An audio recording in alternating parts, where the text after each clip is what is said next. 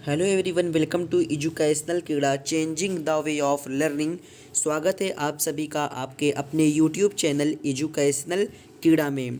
तो दोस्तों, जैसा कि आपको पता है कि आपने थंबनेल में देख ही लिया होगा कि आपके लिए कुछ स्पेशल क्लास, जैसे कि भारत का भूगोल देखिए, ये आपके सामने दिख रहा है, भारत का भूगोल भाग 1।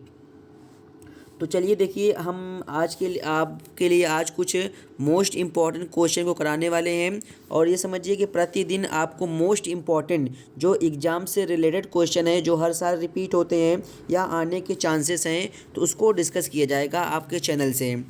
तो देखिए, चलिए पहले क्वेश्चन की तरफ बात करते हैं हम। तो केदारनाथ कहाँ पर स्थित है? क्या आप सब बता सकते हैं कि केदारनाथ कहाँ पर स्थित है? देखिए, 4 ऑप्शन दिया गया है। पहला सिक्किम, दूसरा महाराष्ट्र, तीसरा गुजरात, चौथा अहमदाबाद। क्या आप बता सकते हैं कि केदारनाथ कहाँ पर स्थित है? तो क्या केदारनाथ सिक्किम में स्थित है। अब देखिए क्वेश्चन नंबर 2 दिया हुआ है, हिमाचल प्रदेश में कौन सी घाटी है? बता सकते हैं। ऑप्शन नंबर 1 कश्मीर घाटी, दूसरा कुल्लू मनाली घाटी, तीसरा फूलों की घाटी, चौथा चुम्मी घाटी। हिमाचल प्रदेश में कौन सी घाटी है? बताइए आप सभी लोग, हिमाचल प्रदेश में कौन सी घाटी है? तो हिमाचल प्रदेश में कुल्लू मनाली घाटी है। ठीक, अब देखिए उसके अगला क्वेश्चन है कि उत्तराखंड में कौन सी घाटी है? उत्तराखंड में कौन सी घाटी है? ऑप्शन फूलों की घाटी, या चुम्मी घाटी, या कुल्लू मनाली घाटी, या कश्मीर घाटी। तो उत्तराखंड में कौन सी घाटी स्थित है? फूलों की घाटी, या चुम्मी घाटी, या कुल्लू मनाली घाटी, या कश्मीर घाटी। तो उत्तराखंड राज्य में फूलों की घाटी है। ठीक, याद रखने का तरीका कि उत्तराखंड राज्य में फूलों की घाटी। और एक चीज़ का ध्यान रखिए, ये पूछा गया है उत्तराखंड में कौन सी घाटी है, तो फूलों की घाटी। अगर आपको क्वेश्चन पूछ लिया कि फूलों की वर्षा कहाँ पर होती है, फूलों की वर्षा, तो आप सभी लोग क्या बताएंगे? फूलों की वर्षा बता सकते हैं आप लोग? फूलों की वर्षा कहाँ पर होती है? फूलों की वर्षा केरल में होती है, केरल। ठीक, अब चलते हैं अगले क्वेश्चन की तरफ। क्वेश्चन नंबर 4, नेपाल में कौन सी घाटी स्थित है? नेपाल में कौन सी घाटी स्थित है? देखिए, कुल्लू मनाली घाटी, या काठमांडू घाटी, या फूलों की घाटी, या कश्मीर घाटी। तो नेपाल में कौन सी घाटी स्थित है? नेपाल में देखिए, नेपाल में काठमांडू घाटी स्थित है। ठीक, उसके बाद है, अब देखिए क्वेश्चन नंबर 5 है ये, सिक्किम में कौन सी घाटी स्थित है? सिक्किम में कौन सी घाटी स्थित है? तो एक हो गया फूलों की घाटी, ऑप्शन नंबर 1, ऑप्शन नंबर 2 चुम्मी घाटी, 3 काठमांडू घाटी, 4 कश्मीर घाटी। तो सिक्किम में कौन सी घाटी स्थित है? सिक्किम में बताइए, सिक्किम में कौन सी घाटी स्थित है? तो सिक्किम में चुम्मी घाटी है, जो कि ऑप्शन नंबर 2 है, चुम्मी घाटी। ध्यान रखिए, सिक्किम में कौन सी घाटी स्थित है? सिक्किम में चुम्मी घाटी स्थित है। ये देखिए, मोस्ट इंपॉर्टेंट क्वेश्चन डिस्कस किया जा रहा है आपके सामने। समझ लीजिए कि एग्ज़ाम में आपका इस तरीके के क्वेश्चन आ सकते हैं। तो प्रैक्टिस करिए डेली, आपको डेली प्रैक्टिस कराया जाएगा इसी तरीके के 10-20 क्वेश्चन प्रतिदिन। चलिए अब बात करते हैं क्वेश्चन नंबर अगले पर। कह रहा है क्वेश्चन कि जम्मू कश्मीर में लघु हिमालय को किस नाम से जाना जाता है? तो ध्यान रखना कि जम्मू कश्मीर में किस में कह रहा है जम्मू कश्मीर में लघु हिमालय को किस नाम से जाना जाता है? क्या आप सभी लोग बता सकते हैं कि जम्मू कश्मीर में लघु हिमालय को किस नाम से जाना जाता है? देखिए ऑप्शन देख लीजिए। ऑप्शन नंबर 1 धौलाधर श्रेणी, दूसरा है मंसूरी श्रेणी, चौथा है पीर पंजाल श्रेणी, चौथा है महाभारत श्रेणी। बता सकते हैं आप? हाँ, ध्यान रखिए कि जब आपसे क्वेश्चन पूछे कि जम्मू कश्मीर में लघु हिमालय को किस नाम से जाना जाता है, तो आपका ऑप्शन नंबर होगा 3, पीर पंजाल श्रेणी के नाम से जाना जाता है जम्मू कश्मीर में लघु हिमालय को। अब चलते हैं अपने अगले क्वेश्चन की तरफ। अगला क्वेश्चन है आपका कि लघु हिमा देखिए ये क्वेश्चन दिया हुआ है, लघु हिमालय को हिमाचल प्रदेश में किस नाम से जाना जाता है। क्या कह रहा है कि लघु हिमालय को हिमाचल प्रदेश में किस नाम से जाना जाता है। तो ध्यान रखिए, जब आपसे क्वेश्चन पूछेगा कि लघु हिमालय को हिमाचल प्रदेश में किस नाम से जाना जाता है, या क्वेश्चन ऐसे भी पूछ सकता है कि हिमाचल प्रदेश को लघु हिमालय में किस नाम से जाना जाता है, तो आपका ऑप्शन नंबर राइट रहेगा 3, ऑप्शन नंबर 3 राइट होगा। ठीक, धौलाधर श्रेणी के नाम से जाना जाता है। अब चलते हैं अपने अगले क्वेश्चन की तरफ। अगला क्वेश्चन है बुग्याल या पयाल क्या है। आप सभी लोगों को पता होना चाहिए कि बुग्याल या पयाल क्या है। देखिए इंडियन ज्योग्राफी से ये सारे क्वेश्चन लिए गए हैं और अभी आपका भारत का भूगोल ही चलेगा कुछ दिनों तक। मोस्ट इंपॉर्टेंट क्वेश्चन आपको कराया जाएगा, तो समझिए ये एग्ज़ाम के लिए आपके लिए बहुत ही हेल्पफुल होने वाले हैं। आप इन सभी की प्रैक्टिस करते रहिए। देखिए बुग्याल और पयाल क्या है, मैं आपको बताऊंगा कि बुग्याल पयाल क्या है। देखिए ऑप्शन नंबर दिया है शीतोष्ण मैदान, दूसरा दिया है शीतोष्ण घास के मैदान, तीसरा दिया हुआ है पयाल, चौथा दिया है बुग्याल। तो बुग्याल या पयाल, देखिए ये दोनों, पयाल तो नहीं हो सकता ना ही बुग्याल हो सकता है, तो बुग्याल पयाल क्या है, शीतोष्ण घास के मैदान। देखिए ये शीतोष्ण घास के मैदान है। ध्यान याद रखने का तरीका, सवाल पूछे कि बुग्याल और पयाल क्या है, तो आपको बताना है शीतोष्ण घास के मैदान है।